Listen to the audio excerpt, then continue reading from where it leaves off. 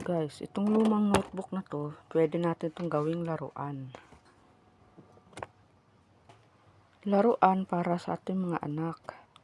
Ayan, gugupitin natin. At ito na. Tutupiin natin to. Ayan.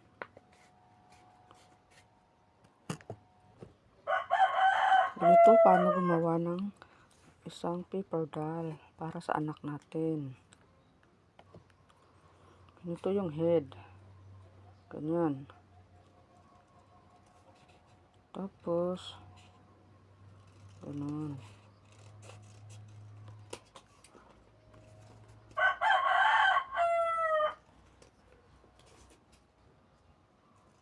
Ganito paano gawin.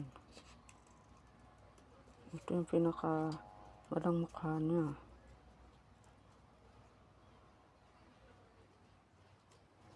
Yung ulo. Hanggang yung niya, balikat.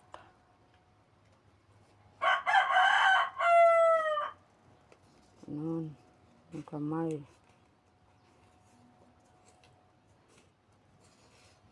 Yan.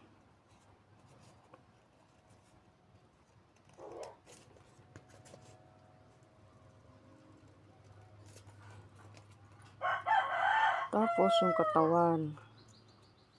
Tingnan nyo naman guys. Yung katawan niya. Ganito yung balakang. Tapos yung paa.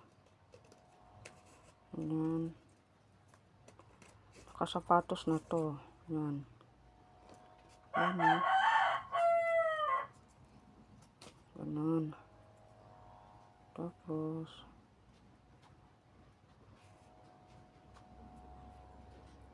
ito yung baliw paa. Yan. Hatiin natin dito.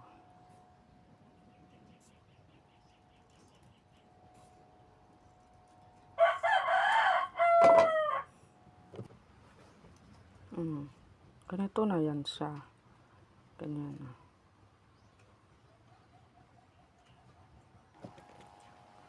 So ngayon, ilalagyan ko siya ng mata.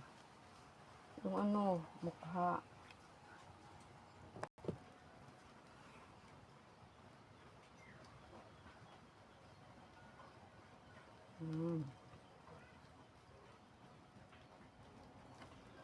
Then, lagyan natin dito ng kanyang medyo tayo.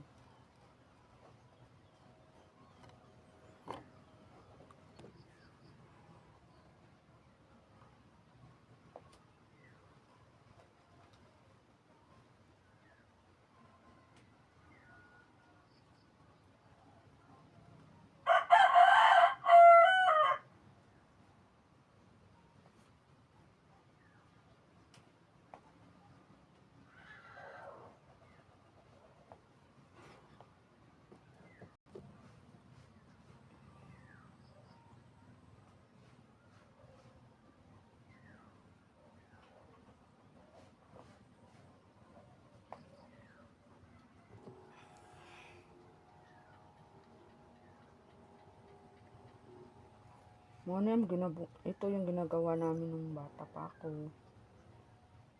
Yung mga magulang namin, di na kami nagbibili ng mga Barbie doll kasi meron na kaming ginagawa nito. Ma-enhance pa yung pagiging creative natin.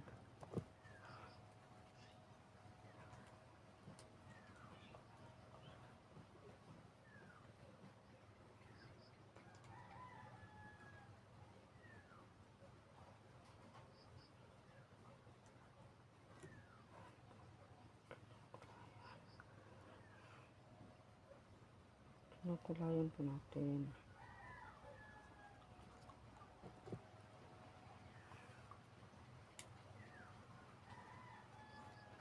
Ayan.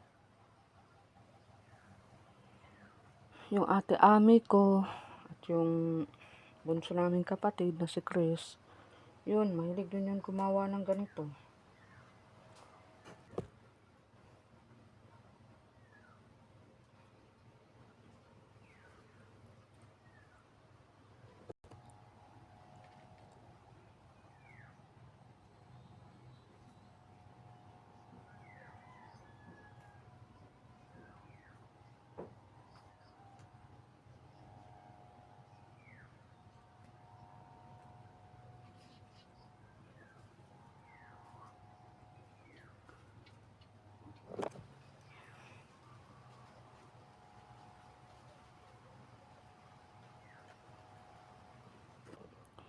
Oh, ayan na po. Mayroon na po tayong nagawa na Barbie doll na pwedeng paglaruan ng ating mga chikiting.